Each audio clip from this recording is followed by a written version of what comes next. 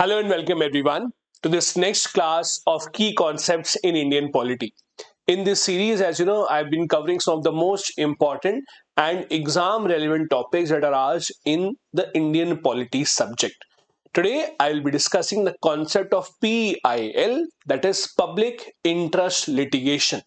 If you look at the past few years' papers, this topic has been asked quite often both in the prelims and the mains examination.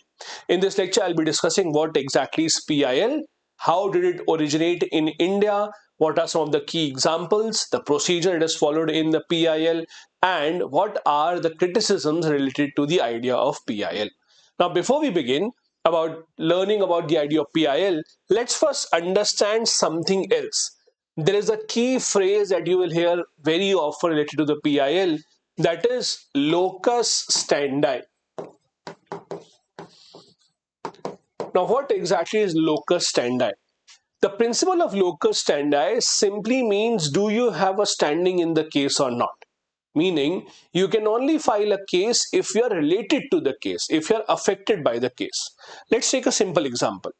Two people are fighting, one person hits someone else. You don't know either of the two. You don't know the person who is hitting, you don't know the person who is getting hit. That means you don't have a standing in the case. Now, if you go to the court tomorrow and file a case that person X was hitting person Y, while you're not connected to any of the two, the case will not be accepted. Why? Because you do not have a standing in the case. So the idea of locus standi is only those who have a standing in the case should be allowed to file a case. Because otherwise, people will randomly keep filing case for any random purpose. You can keep filing a case. You can say that, oh, in my neighboring house, I saw something wrong happening, so I will file a case. No, you cannot do that because you don't have a standing in the case. Now, coming to the idea of public interest litigation or PIL. PIL is almost opposite of locus standi. It means that if the judiciary thinks that someone is filing a case in the larger public interest, in the interest of the public, then the case shall be allowed, it shall be accepted. Let's take this example. Let's say you have a house in a certain city. Nearby your house is no problem, there are no waste that is getting accumulated. But 10 kilometers away from your house, you see that a lot of waste is getting accumulated. It is not being cleared by the municipality, it is not being cleared by any government agency. It may not impact you directly, you live far away from that place, but it does impact the larger society, overall society, because environment is a global common for all of us. Then you can file a case against the government, arguing why is it that the government is not taking away this particular waste. This is where public interest litigation works. This again, as I said, goes against the idea of locus standi. Now, this interestingly is not written in our constitution. Our constitution per se does not recognize the idea of PIL. PIL actually is an invention of America. It is in the American Supreme Court that PIL came into picture, and it was then adopted in India as well. In fact, there are two judges that are famously associated with the idea of PIL that have given a lot of push to it. Justice Krishna Iyer and Justice P.N. Bhagwati. These two are the people who have given a push to the idea of PIL. One other thing that you have to understand about PIL is, once the PIL is accepted by the court, then it is not given any preference over any case. It then becomes a common case. It doesn't mean that because it's a PIL case, it will be fast tracked or something special will happen. No, it is just, the difference is just about who can file a case and on what basis. As I said, it's of American origin, not of Indian origin. Because it is not written in the constitution, it can also be said to be an example of judicial activism. Again, judicial activism is when the judiciary goes beyond its scope of work, scope of responsibility, and does something that may be the legislature's responsibility to do. This is again a prime example of that. Now, the one thing that you have to remember, PILs can only be filed against the state, that is, the state's responsibility is not being fulfilled, and it can only be filed in the Supreme Court or the High Court. Some of the Bollywood movies or movies of other industries might show you that PILs are being filed at district courts, but no, that is not how it works. It can be filed under Article 32 or Article 226, Supreme Court or High Court. And the backdrop, or rather why the PILs are allowed, Supreme Court justifies this under Article 39A, which is a directive principle. under which it says that the state shall have the responsibility to promote free legal aid and equal access to justice. The reason is that there are a lot of people who do not have access to court. Think about it. Let's say there are people who are locked up in the prison. And in the prison, they still deserve certain rights, but they're not getting their rights. In that case, they would have to go to the court to fight for them. But as a prisoner, they can't go to the court. And who will go to court on their behalf? In most of the cases, they're not even educated about their rights. So any public-minded individual should be allowed to go to the court on behalf of the prisoners to argue for their rights. This is an example of how the PIL usually works. There are many examples of this PIL. It is said that the first important case, or the first case that actually was an example of PIL in India, was in 1976. This was a case heard by Justice Krishna Iyer. This was a case of Mumbai Kamgar Sabha versus Abul Thai. This was a case where the court accepted a petition even though the person involved with the case, even though the person filing the case was not or did not have any standing in the case. Similarly, the famous Hussainara Khatoon case had led to over 40,000 prisoners from Bihar jails being released. The SP Gupta case, also known in famous words as the first judges case. It is the first of the three judges cases that led to the collegium system. Then the MC Mehta cases about environment, about the government's responsibility to protect the environment.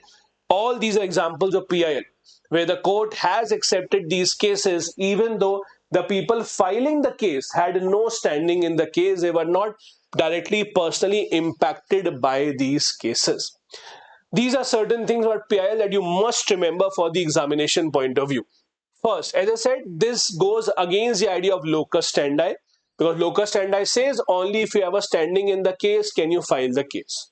Second, it is non-adversarial, means it is supposed to be for the larger public good. It's not supposed to be for a private concern or any one individual's concern. It should be on a matter that impacts the larger public, that many people are affected by it and not one single individual. It covers areas such as labor, environmental laws, women's safety. It also covers areas such as domestic abuse, etc. All these are covered under this PIL. Just a second. Then it also gives a lot of flexibility to the judiciary, meaning because there is no specific mention of it in the constitution or any law, the judiciary decides in what format do they want to accept the PIL. There have been cases where the judiciary has even accepted letters, telegrams, or even media reports as PIL petitions. They have not been very rigid with what kind of petition do they want. They are just concerned with the matter at hand. Is it an important matter? Does it concern the larger public? If they think that this is good enough, they will accept the case. So a lot of flexibility is given to those who are filing the case. Suo motu action can be taken. Suo motu means by itself. So judiciary can start these actions by themselves as well.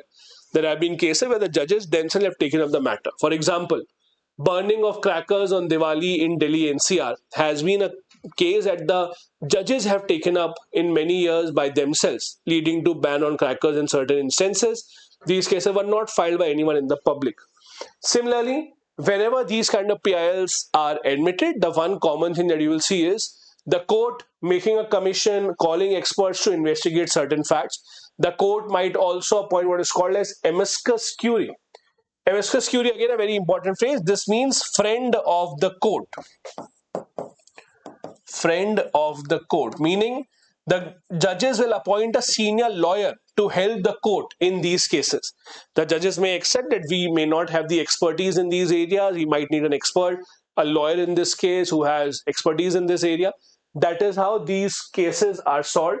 So judiciary takes it upon itself to fact find, to investigate the case, go into the details of it before giving complete justice.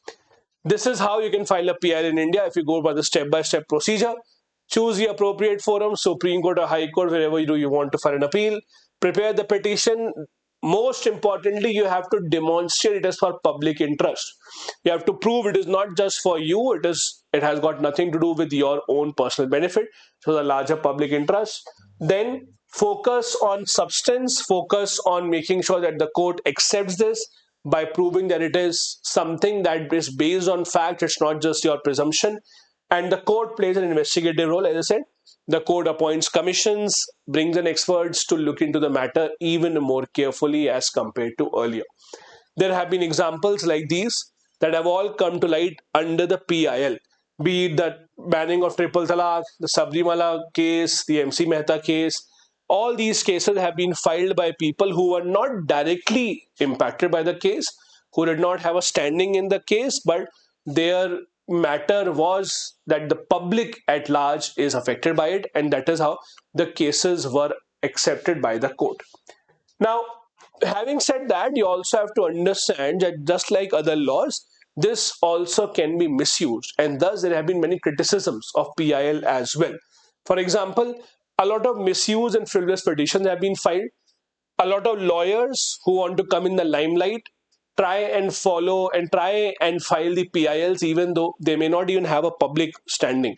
They may not even affect it to the public interest. But when the lawyers believe that it might give them some media coverage, it might give them some news coverage, many lawyers do end up filing frivolous PILs that waste the time of the court. I'll give you an interesting example. When the COVID-19 pandemic was ongoing, the Supreme Court and High Court, they were adjudicating cases online, mainly on Zoom. There was a famous case with Juhi Chawla, the famous Bollywood actress. She filed a PIL against 5G rollout. So government was planning to roll out 5G, and there were rumors flowing around that 5G signals might disrupt the bird population, might have a negative impact on them. So she filed a PIL in the Delhi High Court against 5G rollout. And because proceedings were happening on Zoom, she was given the Zoom link to attend this meeting or to attend this court hearing. She, in fact, had publicly distributed this link, and she asked many of her supporters to come in. Many supporters, hundreds of them, came on Zoom. They started disturbing the court proceedings. Someone played songs, someone played some dialogue. The judges could not figure out what that was. Judges got so angry that not just they made sure that the PIL is dismissed, they in fact put a fine of 5 lakh rupees on Juhi Chawla. So when the court thinks that you are just wasting the court's time, especially in terms of the higher courts, it is very common for the courts to even impose fines on petitioners. That has happened. There are also concerns that may lead to judicial overreach because, again, judiciary taking matters in its own hands, especially when the judiciary takes up such cases suo motu, is a big concern. The judiciary starting case by itself, the judiciary looking into these matters without really giving due attention or without giving the power to the parliament to legislate on its own, that has always been a cause of concern. There have always been delay in many disposals of PIL because ever since the PIL concept has started, a lot of people are now using it. When the applications pile up, it would obviously lead to a delay in the disposal of the cases as well. And thus, there has to be a balance, as it always is. Whenever there's a case of judicial activism, there has to be a balance between what the judiciary is trying to do and the powers of the parliament. Somewhere in between this and the PIL, it gets lost in certain cases. This is everything that you needed to know about the PIL to answer any kind of questions asked in the exam. If you're new here, do hit the like and the subscribe button. I hope this video was helpful for you. If you want this PDF for your revision, do join my Telegram channel. The link is in the description of the video, and I will see you in the next one. Till then, bye-bye. Jai Hind.